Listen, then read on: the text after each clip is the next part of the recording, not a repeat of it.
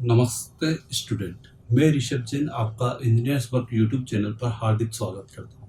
जैसे कि हम प्रीवियस लेक्चर में क्या पढ़ रहे थे, हम जो सब्जेक्ट को हमने स्टार्ट किया था वो था हमारा बिल्डिंग मटेरियल। क्या पढ़ रहे थे हम? बिल्डिंग मटेरियल को पढ़ रहे थे और उसके अंदर हमने जो फर्स्ट टॉपिक को स्टार्ट किया था वो था हमारा कौन सा वाला? स्टोन। क्या पढ़ रहे थे हम? स्टोन के बारे में पढ़ रहे थे। और मैंने आपसे बोला था यदि अपन को स्टोन को पढ़ना है तो सबसे पहले हमें उसके लिए हमें किसको पढ़ना पड़ेगा? रॉक्स को पढ़ना पड़ेगा। किसको पढ़ना पड़ेगा? रॉक को पढ़ना पड़ेगा। और मैंने जब रॉक्स को पढ़ाना स्टार्ट किया था तो हमने सबसे पहले क्या किया था कि उसका क्लासिफिकेशन क्या किया था हमने क्लासिफिकेशन किया था। और जो रॉक्स का जो हमने क्लासिफिकेशन किया था वो किस बिहाफ पे किया था? एक तो हमने किया था जियोलॉजिकल क्लासिफिकेशन किया था, एक हमने कौन सा किया था? फिजिकल क्लासिफिकेशन किया था। और एक हमने जो क्लासिफिकेशन किया था वो कौन सा किया था? केमिकल क्लासिफिकेशन किया था। कौन सा क्लासिफिकेशन किया था? केमिकल क्लासिफिकेशन किया था। एक बार मैं थोड़ा सा प्रीवियस लेक्चर को रिपीट कर देता हूँ जिससे कि आप उस कंटिन्यूस उस फ्रेम में जुड़ पाए, देन फिर अपन आगे की ओर बढ़ेंगे। ठीक है, तो देखते हैं अपन जियोलॉजिकल क्लासिफिकेशन के अंदर हमने बताओ रॉक्स को 3 टाइप में बांटा था। ठीक है, उसके फॉर्मेशन के बिहाफ पे तो बोला जाए तो वो एक तो हमारी इग्नियस रॉक्स थी, सेकंड हमारी सेडिमेंट्री रॉक्स थी और थर्ड हमारी मेटामॉर्फिक रॉक्स थी। इग्नियस रॉक्स क्या होती थी? जो कि क्या होता था उसके अंदर कि कूलिंग ऑफ मैग्मा, जब उसमें से यदि लावा या फिर मैग्मा जो निकलता है अर्थ में से, उसके ठंडे होने के टाइम के साथ साथ जिस रॉक्स का निर्माण हुआ है या फिर जो चट्टान हमारी जो बनी है वो कौन सी थी? हमारी इग्नियस रॉक्स थी। और कूलिंग ऑफ मैग्मा की प्रोसेस के अकॉर्डिंग भी हम उसको क्या कर सकते थे? डिफ्रेंशिएट कर सकते थे। कि जो मैंने आपको एक चीज ये बताई थी कि जितनी जल्दी जो जो मैग्मा जितनी जल्दी ठंडा होगा वो उतना ही बड़ा, उतना ही छोटा क्रिस्टल पार्टिकल देगा, और जबकि जो जितना ही लेट होगा वो उतना ही बड़ा कोस पार्टिकल देगा। यही बात समझ में? उसी की व्याप्ति हमने डिफरेंशिएट किया था जिसके अंदर हमने कौन कौन सी पढ़ती है? एक तो वोल्केनिक पढ़ती है, हाइपरबेजोल पढ़ती है और एक प्लूटोनिक रॉक्स को पढ़ा था।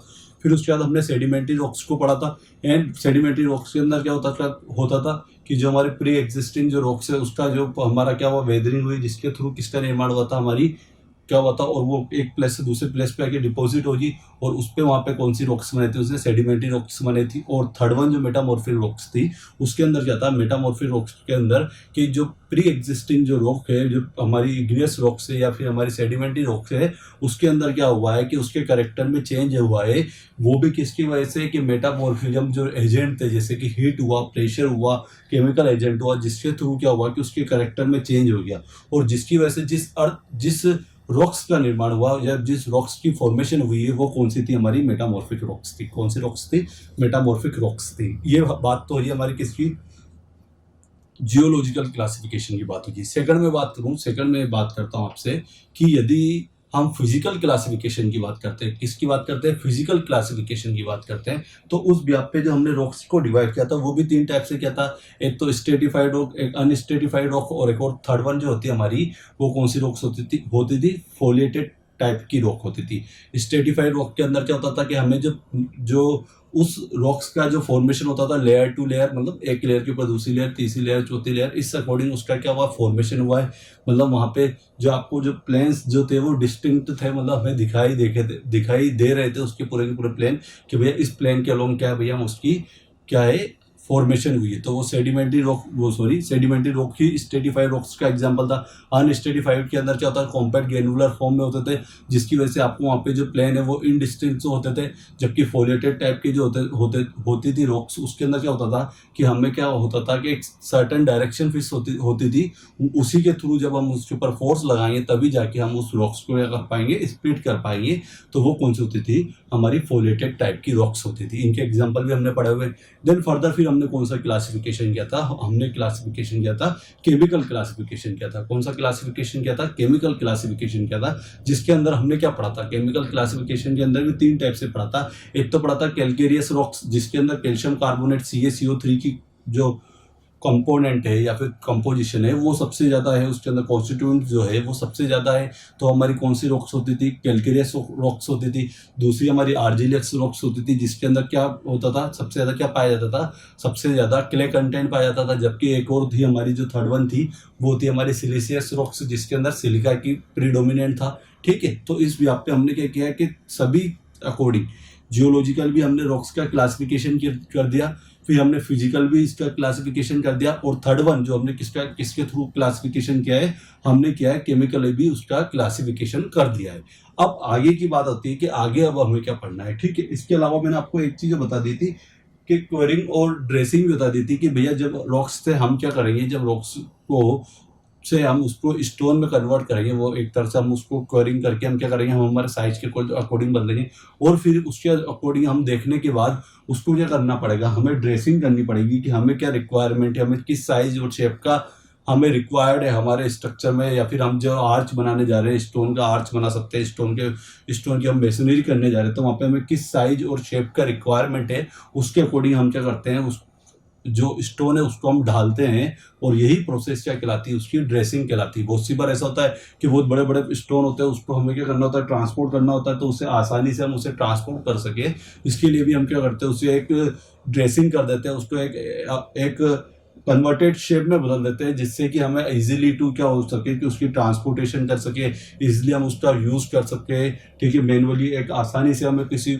और मैकेनिकली इक्विपमेंट की जरूरत नहीं पड़े उसे एक जगह से दूसरी जगह पे प्लेस करने के लिए। तो ये सारी बहुत सारी चीजें होती है जिसके लिए हम क्या करते हैं कि उसकी ड्रेसिंग करते हैं, और हमारे रिक्वायरमेंट के अकॉर्डिंग हम क्या करते हैं, उस स्टोन को कन्वर्ट करते हैं, उस हमारी रिक्वायर्ड के अकॉर्डिंग शेप से में अपन उसको कन्वर्ट करते हैं। तो ये तो हमारा पार्ट हो गया, हमारा ड्रेसिंग वाला पार्ट हो गया। अब मैं आपको क्या बताने जा रहा हूँ, अब आज हमें क्या पढ़ना है, बहुत इंपॉर्टेंट चीज पढ़नी है। वो चीज क्या पढ़नी है कि जब हम स्टोन का, यदि हम आर्च के अंदर, यदि फॉर एग्जांपल एक दो एग्जांपल लेके चलेंगे, फॉर एग्जांपल बात करूँ यदि मैंने आर्च का यूज काय में किया है, यदि मैंने स्टोन का यूज आर्च के अंदर किया फॉर एग्जांपल, या फिर बोल देता हूँ कि मैंने स्टोन का यूज यदि मैंने स्टोन मेसनरी में कर दिया, जैसे कि एक मेसनरी वर्क कर रहा हूँ, मेसनरी वर्क जैसे जिस तरह ब्रिक वर्क होता है वैसे ही स्टोन मेसनरी वर्क भी हो सकता है।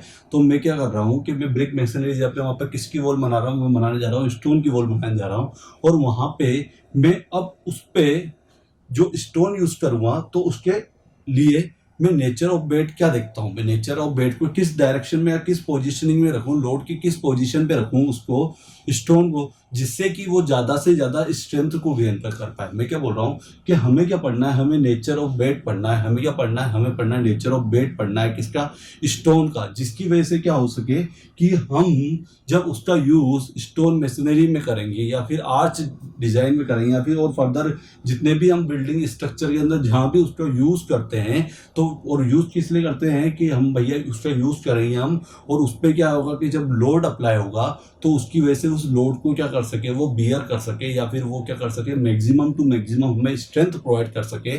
तो हम स्टोन को किस डायरेक्शन में सिचुएटेड करें, लोड की किस डायरेक्शन में सिचुएटेड करें, जिसकी वजह से कि क्या हो सके कि वो मैक्सिमम स्ट्रेंथ हमें दे पाए, या मैक्सिमम स्ट्रेंथ को क्या कर पाए, बियर कर पाए विदाउट फेलियर वो मैक्सिमम टू मैक्सिमम स्ट्रेंथ को बियर कर पाए। तो हम किस पोजीशन में हम हमारे स्टोन को रखेंगे for stone machinery work, for arch design, या फर्दर और जितने भी स्ट्रक्चर के अंदर हम यूज करना चाहते हैं स्टोन का, जितने भी हम डिजाइनिंग के अंदर जहां भी हम स्टोन का यूज करना चाहते हैं, तो वहां पे हम उसे किस डायरेक्शन में रखें जिसकी वजह से कि वो हमें मैक्सिमम लोड या फिर मैक्सिमम स्ट्रेंथ दे पाए विदाउट फेलियर, विदाउट फ्रैक्चर। ठीक है, तो इसको समझने के लिए हमें किसको समझना पड़ेगा, इसको समझने के लिए यदि हमें मैक्सिमम स्ट्रेंथ निकालनी है स्टोन की, या हम ये चाहते हैं कि हमारा जो स्टोन है वो मैक्सिमम टू मैक्सिमम स्ट्रेंथ हमें दे सके, तो उसके लिए हमें किसको पढ़ना पड़ेगा, नेचर ऑफ बेड को पढ़ना पड़ेगा। क्या पढ़ना पड़ेगा, नेचर ऑफ बेड को पढ़ना पड़ेगा। और नेचर ऑफ बेड को मैं आपको आगे लिंक करूंगा मैं स्ट्रेटिफाइड रॉक्स से। कहाँ पे लिंक करूंगा, स्ट्रेटिफाइड रॉक से। हम स्ट्रेटिफाइड रॉक्स को पढ़ चुके हैं और उसी के व्याप्ति में बात करूंगा आपसे आगे की पूरी के नेचर ऑफ बेड को हम कैसे पढ़ते हैं। देखो मैंने पढ़ा था स्ट्रेटिफाइड रॉक क्या होती थी। स्ट्रेटिफाइड वो रॉक्स होती थी जहाँ पे हमें जो बेड होते थे, जो वहाँ पे जो उसका जो रॉक्स का जो फॉर्मेशन होता था वो क्या होता था, लेयर टू लेयर होता था। एक प्लेन, फिर दूसरा प्लेन, फिर तीसरा प्लेन, और लेयर टू लेयर होती थी। और वो हमें क्या होती थी, विजिबल होता था, हमें उसका पूरा प्लेन पता पड़ जाता था कि भैया ये हॉरिजॉन्टली प्लेन है या वर्टिकली प्लेन है, या फिर किसी इंक्लाइन में तो भैया इसका जो प्लेन है वो इस टाइप से हमें पूरा डिस्टिंक्ट होता था। किसके अंदर, स्ट्रेटिफाइड रॉक्स के अंदर। तो मैं यही बात करने जा रहा हूँ कि यदि हमें नेचुरल बेड, क्या आप एडिंग डाल सकते हैं, आज हमें जो पढ़ना है वो क्या पढ़ना है, आज हमें नेचुरल बेड ही पढ़ना है कि नेचुरल बेड होता क्या है। इसके अकॉर्डिंग ही हम क्या कर सकते हैं कि मैक्सिमम स्ट्रेंथ को कैलकुलेट कर सकते हैं, या मैक्सिमम स्ट्रेंथ को हम क्या कर सकते हैं, स्टोन की निकाल सकते हैं, जिससे कि हमें पता चल जाए कि जब हम इस स्टोन मशीनरी में इसका यूज़ करेंगे, या फिर फर्दर आर्ट डिजाइन में, या फिर फर्दर और बिल्डिंग स्ट्रक्चर में यदि कहीं भी हम इसका यूज़ करेंगे तो हम उसे किस डायरेक्शन में पोजिशनिंग करें उसकी स्टोन की, जिसकी वजह से वो मैक्सिमम स्ट्रेंथ को दे पाए। ठीक है, तो मैं पहले बात तो बोल रहा हूँ आपसे कि मैं जो बात कर रहा हूँ वो कौन सी बात कर रहा हूँ कि उसका जो स्ट्रेटिफाइड रॉक्स से मैं जोड़ रहा हूँ। स्ट्रेटिफाइड रॉक्स, और स्ट्रेटिफाइड रॉक्स के अंदर मैंने आपको एग्जांपल क्या दिया था कि स्ट्रेटिफाइड रॉक्स के अंदर मैंने आपको एग्जांपल दिया था कि भैया आप किसको याद रख लो, सेडिमेंट्री रॉक्स को। सेडिमेंट्री रॉक्स के जो एग्जांपल होते हैं वही स्ट्रेटिफाइड रॉक्स के एग्जांपल होते हैं, क्योंकि सेडिमेंट्री रॉक की जो फॉर्मेशन होता है वो भी उसी बिहाफ पे होता है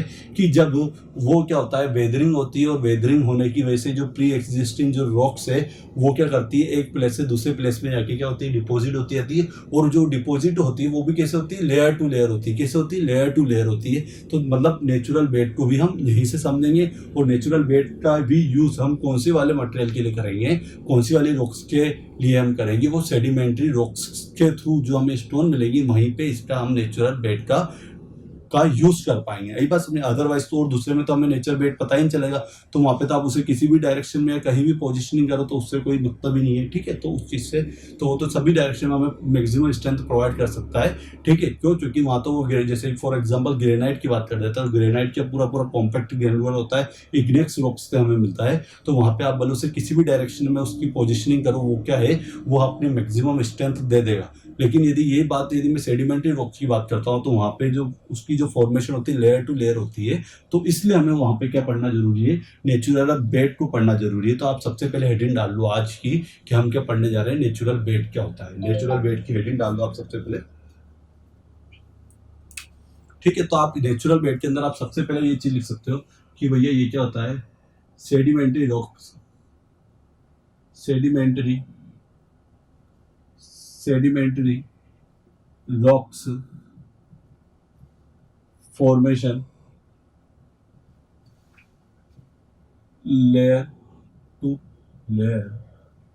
ठीक है, लेयर्स टू लेयर्स चलता है। कैसे चलता है कि सेडिमेंट्री रॉक्स की जो फॉर्मेशन होती है वो कैसे होती है, लेयर टू लेयर होती है। मैंने आपको बोला था, जैसे फॉर एग्जांपल बात करूं, जैसे ये मेरी सेडिमेंट्री रॉक्स है, तो यहाँ पे जो फॉर्मेशन होगी कैसे होगी, लेयर टू लेयर चल रही है। कैसी चल रही है, जैसे फॉर एग्जांपल ऐसे लेयर टू लेयर उसकी क्या होगी, उसकी फॉर्मेशन होगी।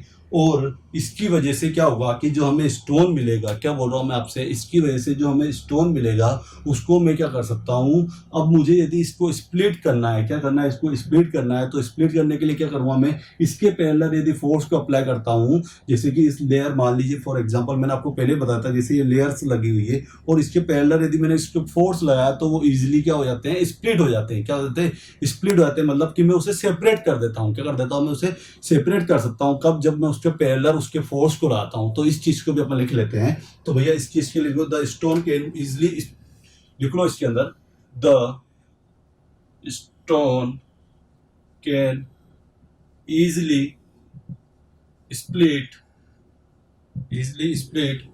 along this plane, क्या बोल रहा हूं मैं आपसे, इस प्लेन में क्या बोल रहा हूं मैं आपसे, मैं एक बात बोलना चाह रहा हूं कि जब मैं इसे सेपरेट करना चाहता हूं या फिर मैं इसे अलग अलग लेयर्स में इसे डिवाइड करना चाहता हूं, तो मैं क्या करूंगा कि भैया अपन क्या कर सकते हैं कि इसके पैरेलल डायरेक्शन में यदि मैं इस फोर्स को लगाऊंगा तो वो उसे आसानी से मैं क्या कर सकता हूं, उसे स्प्लिट कर सकता हूं। क्या कर सकता हूं, स्प्लिट कर सकता हूं, फिर क्या कर सकता हूं, सेपरेट कर सकता हूं। तो दो चीज मेरी क्लियर होगी। पहली बात तो बोलूं कि भैया यदि नेचुरल बेड के अंदर हम किसकी बात कर डिस्कस करेंगे, सेडिमेंट्री रॉक्स का करेंगे, क्योंकि सेडिमेंट्री रॉक्स की जो फॉर्मेशन होती है वो कैसे होती है, लेयर टू लेयर होती है। एक चीज तो क्लियर होगी।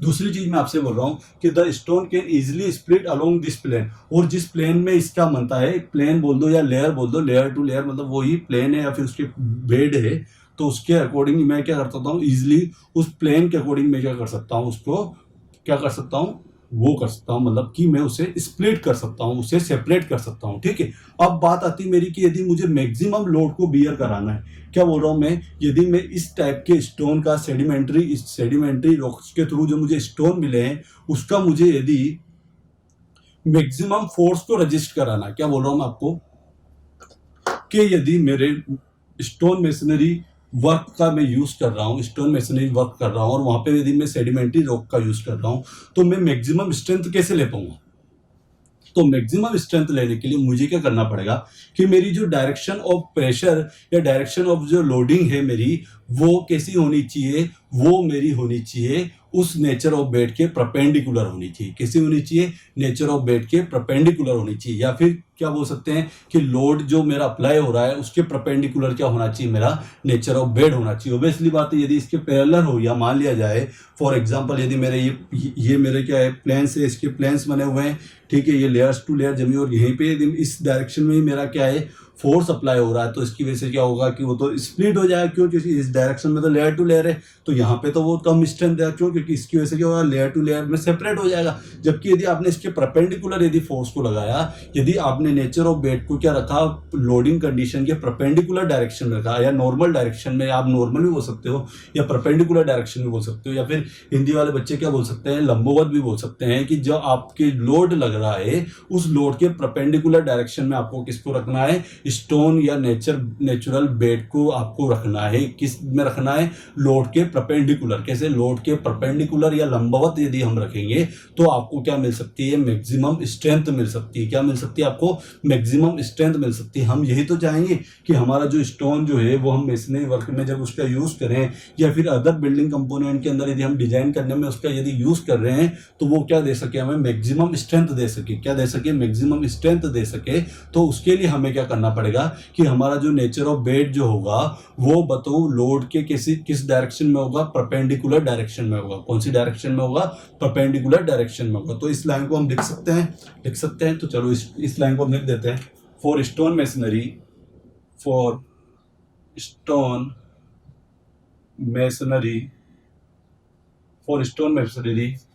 परपेंडिकुलर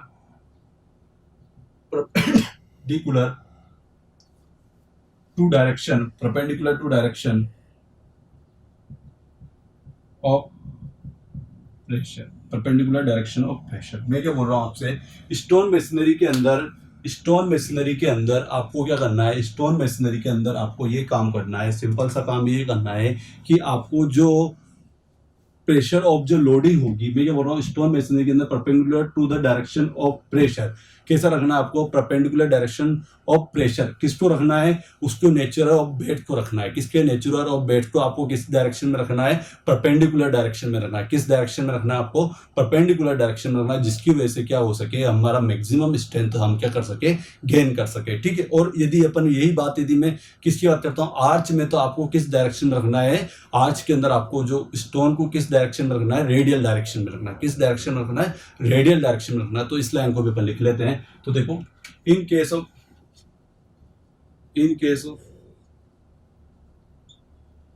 आर्च वर्क, ठीक है, natural bed radial direction to direction of pressure. ठीक है, डायरेक्शन ऑफ प्रेशर। क्या बोल रहा हूं मैं आपको कि भैया in case of arch work natural bed जो होगा, नेचुरल बेड किस डायरेक्शन में होना चाहिए? Radial direction to the direction of pressure. जो प्रेशर की जो डायरेक्शन है उसके किस डायरेक्शन में रखना है आपको? रेडियल डायरेक्शन में रखना है। कौन सी डायरेक्शन में रखना है? रेडियल डायरेक्शन में। जबकि स्टोन मेसनरी यहाँ पे लिख दो, stone masonry natural bed perpendicular to the direction. मैंने लिंक लिखा था तो मैंने अब लिख दिया है कि स्टोन मेसनरी के अंदर जो नेचुरल बेड जो होगा आपका, उसको किस डायरेक्शन में रखना है? Perpendicular to the direction of pressure. जिस डायरेक्शन में आपका प्रेशर है उसके किस डायरेक्शन में रखना है आपको? परपेंडिकुलर डायरेक्शन में रखना है। जबकि in case of arch work natural bed जो होगा वो रेडियल डायरेक्शन में रखना है, to the direction of loading या डायरेक्शन ऑफ प्रेशर। सिंपल सी बात है। मैं बात बोलूँ आपसे कि जैसे यदि मान लिया जाए ये मेरी कोई स्टोन है, ठीक है, और यहाँ पे इस टाइप से यदि लेयर हो रही है, क्या हो रही है, लेयर्स बनी हुई है, तो आपको इस डायरेक्शन में फोर्स कभी भी नहीं लगाना है। यहाँ पे आपको मैक्सिमम स्ट्रेंथ नहीं मिल पाएगी। तो आपको यदि लोड इस डायरेक्शन में अप्लाई होगा, तो मान लीजिए कि ये तो लोडिंग है, यहाँ तो लोडिंग अप्लाई हो रही है, जबकि ये जो डायरेक्शन है मेरी, ये जो डायरेक्शन है, ये क्या है, मेरा नेचुरल बेड है। कौन सी बेड है? नेचुरल बेड है। कौन सा बेड है, ये मेरा, ये इस डायरेक्शन में मेरा नेचुरल बेड है, और इसके परपेंडिकुलर यदि मैंने किसको रखा, लोडिंग को रखा, या नॉर्मल भी बोल सकते हैं, किसके, नॉर्मल भी आपसे बोल सकते हैं कि नॉर्मल डायरेक्शन में, कौन सी डायरेक्शन में, यदि हम नॉर्मल डायरेक्शन में यदि रखते हैं तो हमें क्या मिल जाएगा, मैक्सिमम स्ट्रेंथ मिल जाएगी। क्या मिल जाएगी, हमें मैक्सिमम स्ट्रेंथ मिल जाएगी। और हमें फाइनली, ठीक है, इस डायरेक्शन में इन दोनों ही कंडीशन में यदि रखते हैं हम, तो हमें क्या, वी गेट मैक्सिमम स्ट्रेंथ, क्या मिल सकती है, मैक्सिमम स्ट्रेंथ हमें मिल जाएगी। क्या मिल जाएगी, हमें मैक्सिमम स्ट्रेंथ फाइंड हो जाएगी। क्या हो जाएगी, मैक्सिमम स्ट्रेंथ हमें क्या हो जाएगी, फाइंड हो जाएगी, या फिर फाइंड आउट हो जाएगी। तो ये बात समझ में आ गई हमें। इतनी सी चीज थी इसके अंदर कि हमें, यदि हम काय के लिए पढ़ रहे हैं nature of bed, natural bed जो हमें पढ़ना है, नेचुरल बेड जो हमें पढ़ना है वो किसके अंदर पढ़ना है, हमें नेचुरल बेड जो हमें पढ़ना है वो किसके अंदर पढ़ना है, कि सेडिमेंट्री रॉक्स के अंदर पढ़ना है। किसके अंदर पढ़ना है, हमें सेडिमेंट्री रॉक्स के अंदर पढ़ना है। और वहाँ पे हम एक चीज़ चाहते हैं कि यदि मैं उसको स्प्लिट करने के अकॉर्डिंग भी देख ले कि भैया यदि उसकी ड्रेसिंग करनी हो या फिर मुझे उसकी क्वेरिंग करनी हो, तो हम क्या देख लेते हैं कि भैया उसकी डायरेक्शन देख लेते हैं कि भैया जिस डायरेक्शन में उसका प्लेन ऑफ बेड है उसी डायरेक्शन में यदि आपने पैरेलल फोर्स लगाया तो वो आसानी से, यदि आप दो क्वेश्चन पूछ सकता आपसे कि पहली बात तो यदि मुझे सेडिमेंट्री रॉक है, और यदि सेडिमेंट्री, आप लिख भी सकते हैं इसे कि यदि मेरी सेडिमेंट्री रॉक है और वहाँ पे यदि मुझे उसको स्प्लिट करना है बहुत आसानी से, तो मैं किस डायरेक्शन में फोर्स को अप्लाई करूं, किस डायरेक्शन में मैं उसके फोर्स को अप्लाई करूं जिसकी वजह से मैं उसे आसानी से स्प्लिट कर सकूं या फिर सेपरेट कर सकूं लेयर टू लेयर। तो आपका आंसर क्या होना चाहिए, पैरेलल डायरेक्शन में। किस डायरेक्शन में, जिस डायरेक्शन में मेरा क्या है, जिस डायरेक्शन में हमारा प्लेन ऑफ बेड है उसी डायरेक्शन में पैरेलल यदि आपने फोर्स को लगाया, अप्लाई किया, लोडिंग लगाई, तो वो आसानी से स्प्लिट हो जाएगा। जबकि यदि मैं बात करूं, यदि उसके अंदर यदि हमें मैक्सिमम स्ट्रेंथ निकालनी है स्टोन की, या स्टोन मशीनरी के अंदर वो ज़्यादा से ज़्यादा लोड को बियर कर सके, तो उसके लिए हम कहाँ पे लोड को अप्लाई करें जिसकी वजह से कि हमें मैक्सिमम स्ट्रेंथ मिल सके स्टोन की। तो आपका क्या आंसर होगा, आपका आंसर ये होगा कि मैं यदि उसकी परपेंडिकुलर फोर्स लगाऊंगा, क्या बोल रहा हूँ मैं आपसे, कि यदि मैं उसके नेचर ऑफ बेड के परपेंडिकुलर फोर्स लगेगा तो वो मैक्सिमम स्ट्रेंथ गेन कर पाएगा। या तो परपेंडिकुलर तो इसके अंदर है स्टोन मशीनरी के अंदर, जबकि यदि मैं बात करूं आर्च के अंदर तो कुछ डायरेक्शन में रखना पड़ेगा आपको, रेडियल डायरेक्शन में रखना पड़ेगा। किस डायरेक्शन में रखना पड़ेगा, रेडियल डायरेक्शन में आपको रखना पड़ेगा, जिसके थ्रू की क्या कर सकते हो आप मैक्सिमम स्ट्रेंथ फाइंड कर सकते हो। किसकी, स्टोन की, किसकी, स्टोन की आप मैक्सिमम स्ट्रेंथ आप फाइंड आउट कर सकते हो। तो आप पहले एक बार इसको नोट डाउन कर ले, देन फिर अपन आगे बढ़ेंगे कि अब आगे क्या पढ़ना है।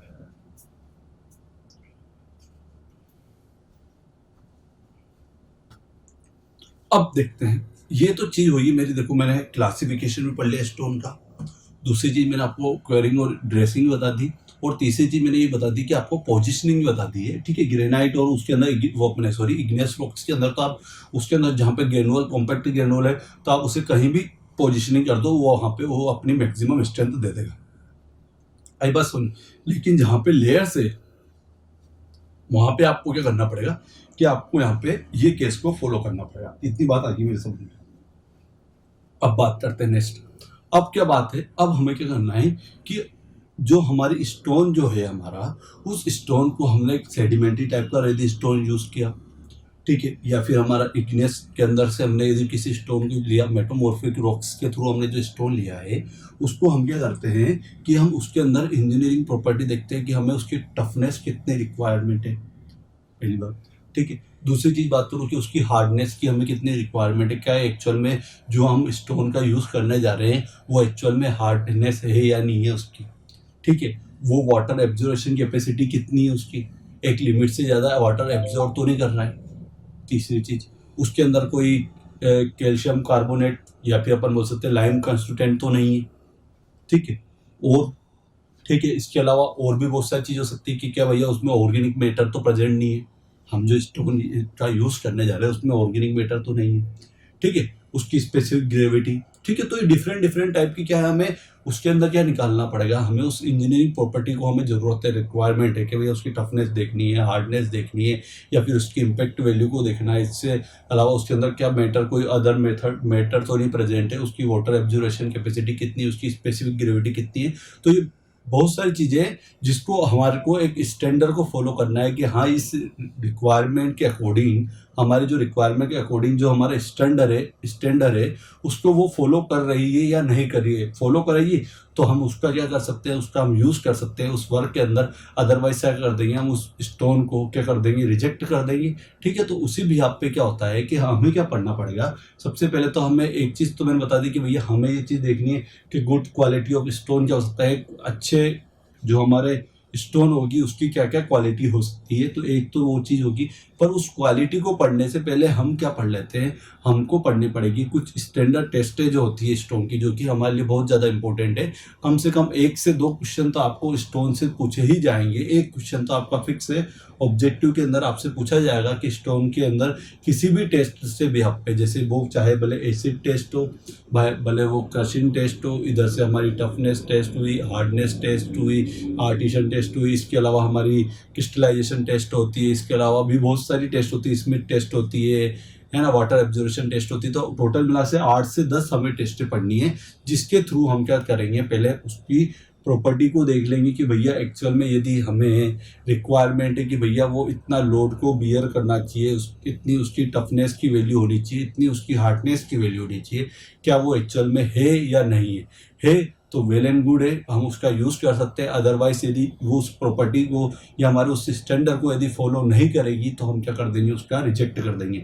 तो अब हमें क्या पढ़ना है, अब हमें स्टोन की स्टैंडर्ड टेस्ट पढ़नी है, जो कि 8 से 10 स्टैंडर्ड टेस्ट है, हमें उसको पढ़ना है। देन फिर हम किस क्या पढ़ेंगे कि यदि एक अच्छा क्वालिटी का स्टोन की क्या क्या प्रॉपर्टी होनी चाहिए, क्या क्या उसके प्रॉपर्टीज़ के अंदर क्या क्या उसके गुण होने चाहिए, या फिर क्या क्या चीज़ें वैल्यू होनी चाहिए उसकी, जैसे हार्डनेस हुई, टफनेस हुई, या फिर हमारी इधर से कि भैया उसकी फायर रेजिस्टेंस कैपेसिटी कितनी होनी चाहिए, वाटर एब्जॉर्प्शन कैपेसिटी कितनी होनी चाहिए, स्पेसिफिक ग्रेविटी कितनी होनी चाहिए, क्रशिंग वैल्यू कितनी होनी चाहिए।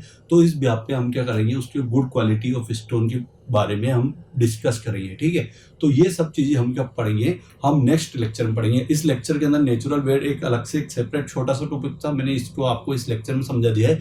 अब नेक्स्ट लेक्चर में हम किसको पढ़ेंगे, हम पढ़ेंगे स्टोन की स्टैंडर्ड टेस्ट पढ़ेंगे, जो कि हमारी 10 टेस्ट है, 8 से 10 टेस्ट है, हमें उसको पढ़ना है। और देन उसके बाद फिर हम किसको पढ़ेंगे, गुड क्वालिटी ऑफ स्टोन क्या क्या हो सकती है। यदि एक स्टोन है तो उसकी अच्छी क्वालिटी के लिए उसके अंदर क्या क्या गुड प्रेजेंस होने चाहिए, हमें उसको पढ़ना है। तो आज के लेक्चर को हम यहीं पे एंड करते हैं। जय हिंद, जय भारत। ठीक है, और यदि आपको इस लेक्चर को यदि अच्छा लगता है तो इसको लाइक करें, शेयर करें, सब्सक्राइब करें। ठीक है, जय हिंद, जय भारत, वंदे मातरम।